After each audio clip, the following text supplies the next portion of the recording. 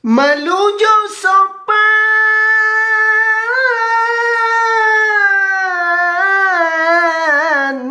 kalau hilang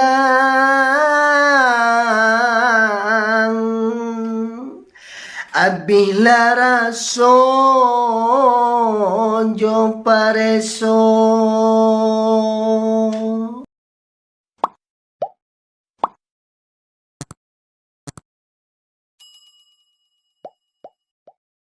Assalamualaikum warahmatullahi saudaraku dimanapun berada. Semoga hari ini dilancarkan aktivitasnya dan dimudahkan segala urusan.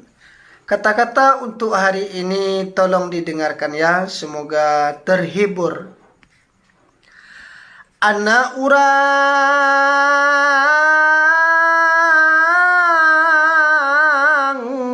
kampung ilalang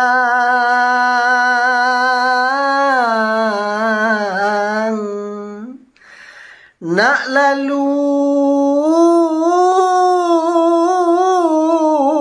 ke kampung baso.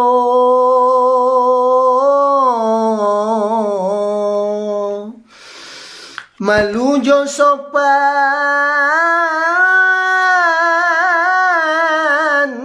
kalau hilang abihlah raso jo pareso. Anak urang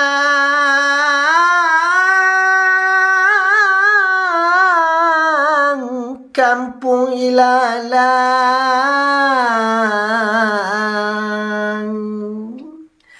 nak lalu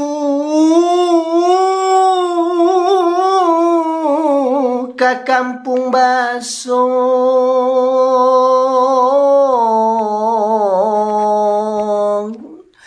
Meluju sopan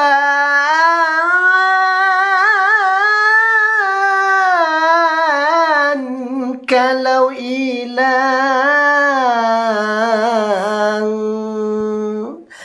abihlah rason jo pareso.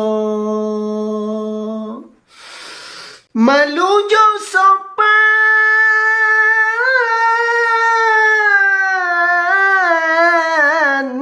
kalau hilang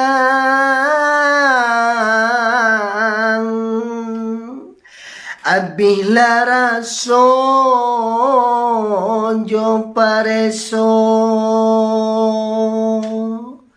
Oh